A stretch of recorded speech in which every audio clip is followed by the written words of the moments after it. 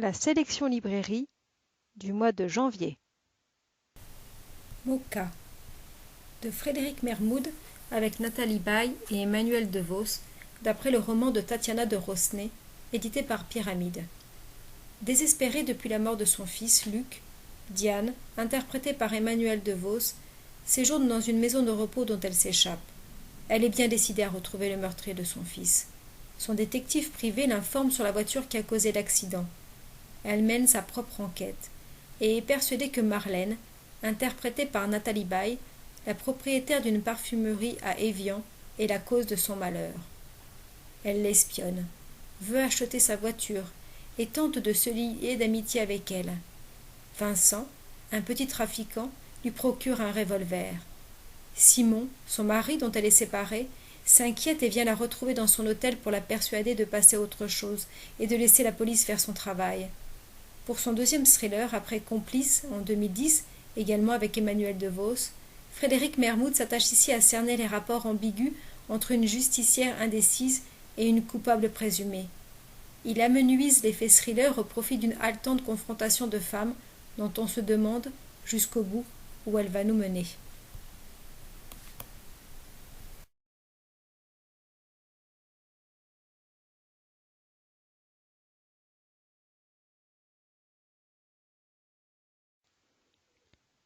Le crime du sommelier de Fernandino Vincentini Orgnani avec Lambert Wilson, Vincenzo Amato, Daniela Virgilio, édité en DVD par Rimini. Un film élégant nous plongeant au cœur du monde du vin et de ses codes, sur fond de somptueux paysages de l'Italie du Nord. Giovanni est expert en vin, le plus respecté d'Italie. Il a quitté son emploi de banquier pour se consacrer à sa passion. Arrêté pour le meurtre de sa femme, dont il était séparé depuis plusieurs mois, il affirme avoir passé la nuit avec une mystérieuse inconnue dont il ignore tout. Le commissaire, chargé de l'enquête, va mettre à jour une étonnante vérité concernant les 3 dernières années de la vie de Giovanni. S'inspirant du livre de Fabio Marcotto, Vino dentro, version contemporaine du mythe de Faust, le réalisateur met en scène un personnage amené à analyser et à expliquer les changements radicaux de son passé récent à travers l'évolution d'une enquête de police. Retrouvez 3 films de Raúl Ruiz, réalisateur franco-chilien, en version restaurée, en combo DVD Blu-ray, édité par Blackout. 3 vies et une seule mort, avec un casting d'exception comme Marcello Mastroianni, Melville Poupeau, Caria Mastroianni, Jean-Yves Gaultier, Pierre Bellemare, Ariel Dombal, Lou Castel ou encore Smaïn. Ce sont les histoires, d'abord successives, puis tragiquement entremêlées, du commis voyageur Matteo Stano, de retour auprès de sa femme Maria après une longue absence, du célèbre professeur d'anthropologie Georges Vickers, tombé dans la mendicité et amoureux d'une maîtresse de Pigalle, Tania, du puissant homme d'affaires Luc Allemand, pris au piège d'un énorme mensonge devenu réalité. Ces 3 histoires, entre cauchemar et comédie, n'en forment qu'une, parce que ces 3 hommes n'en sont en réalité qu'un seul, affligés du syndrome connu de la personnalité multiple. Et s'il dispose ainsi de 3 vies, au moins, il n'a comme tout le monde qu'une seule mort, une mort en l'occurrence tragique, car on ne vit pas impunément plusieurs vies. Généalogie d'un crime, avec également un casting exceptionnel, dont Catherine Deneuve, Michel Piccoli, Melville Poupeau, Bernadette Lafont ou encore Mathieu Almaric. Le film a reçu l'Ours d'argent en 1997. L'histoire se passe à Vienne, quelque temps avant la guerre. Hermine Helmut von Hug, psychanalyste pour enfants, est persuadée que son neveu, âgé de 5 ans, a des tendances homicides. Elle décide donc d'étudier l'évolution inexorable des penchants criminels de son neveu. Celui-ci commet finalement le crime tant attendu. Il tue sa tante. Conformément au pluriel de son titre, Généalogie d'un crime multiplie, autour d'un meurtre inaugural, les pistes, les points de vue et les perspectives. Raoul Ruiz développe ainsi de séduisantes théories sur le dosage de libre arbitre et de manipulation qui conditionnent nos actes. Il montre surtout que les mêmes histoires se répètent inlassablement à travers les âges et s'emparent des êtres comme des marionnettes. Le dernier, Le temps retrouvé, est le plus grand succès de Raoul Ruiz avec un casting encore d'exception. Catherine Deneuve, Emmanuel Béard, Pascal Grégory, Vincent Pérez, Marie-France Pizier, Ariel Dombal, Elsa Zimmerstein ou encore John Malkovich. Le temps retrouvé, c'est l'histoire d'un écrivain frappé d'une forte fièvre et allongé dans un lit qui a du mal à conclure son dernier ouvrage. Ses souvenirs et les personnages de son roman ne tardent pas à se mélanger et se confondre. C'est aussi l'histoire de Marcel Proust, en 1922, qui sur son lit de mort regarde des photos et se remémore sa vie. Sa vie. C'est son œuvre, et le personnage de la réalité se mélange avec ceux de la fiction, et la fiction prend peu à peu le pas sur la réalité. Tous ces personnages se mettent à hanter le petit appartement de la rue Hamelin, et les jours heureux de son enfance alternent avec les souvenirs plus proches de sa vie sociale et littéraire. En s'appuyant sur le scénario rigoureux et inventif de Gilles Thorand, Ruiz a opté pour un traitement polyphonique qui respecte l'aspect mouvant et inépuisable de l'œuvre originelle.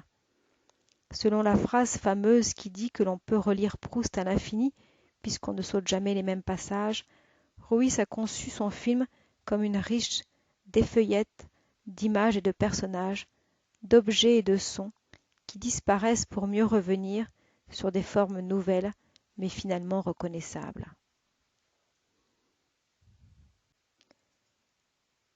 Comme il respire, de Claire Patronic, édité par Z. C'est le premier documentaire de Claire Patronic en tant que réalisatrice. Loin du fantasme de la ballerine dans ses chaussons en satin, ou de la vie de bohème à la Fame, le film nous emmène dans les journées de 5 personnages dont les parcours sont très différents, mais qui sont unis par un passé commun, et surtout par un même moteur, une même exigence, celle de vivre de la danse. Très loin des fantasmes cinématographiques ou télévisuels autour de la danse, la cinéaste Claire Patronic a décidé de filmer un art qui dévore, qui casse les corps, mais sans lesquels on ne pourrait vivre. C'est ce que ressentent Claire, Louise, Hugo et Anna, au style très différent mais au parcours similaire. On les suit lors des répétitions, de leur passage sur scène, moment à la fois angoissant et exaltant pour ces apprentis artistes. Un film émotionnellement vif, empli d'honnêteté et de justesse, d'émotion, de passion et de liberté. Viva Dada, un film de Regina Badia, édité par La Bonne Pioche. Viva Dada voyage dans l'histoire du mouvement qui, en 7 ans d'existence, a révolutionné l'art du XXe siècle, infusant le surréalisme, le situationnisme ou encore la Beat Generation et le punk. En 1916, alors que la Première Guerre mondiale sème la mort et le chaos, des artistes et poètes pacifistes issus de toutes les nations belligérantes se réfugient en Suisse, neutre, à Zurich. Les Allemands Hugo Ball et Heming y fondent le cabaret Voltaire, d'où surgit le cri de révolte « Dada », 2 syllabes compréhensibles dans toutes les langues, synonyme d'explosion créatrice tout azimut. Nihilisme, subversive, destructrice, la bande de Tristan Tzara, Marcel Janco, Jeanne Arp, Sophie Teuber et Richard Hussenbeck veut faire table rase des valeurs morales à travers une liberté artistique absolue. Cet état d'esprit iconoclaste, destructeur, transgressif de Dada se retrouve dans l'esthétique de ce documentaire qui utilise plusieurs techniques d'animation. Ce film collage donne ainsi à voir et à entendre les œuvres des dadaïstes. Dada, c'est une attitude, un état d'esprit, l'envie de s'attaquer au fondement même de la société en la déstabilisant, en la provoquant, en détruisant les symboles, en disloquant le langage, capable de traiter les grands peintres de l'époque de nature morte et de montrer des expositions au seul but de faire hurler d'horreur les visiteurs. Une nuit au Grévin, une fiction documentarisante de Patrice Lecomte, éditée par Scopia Film.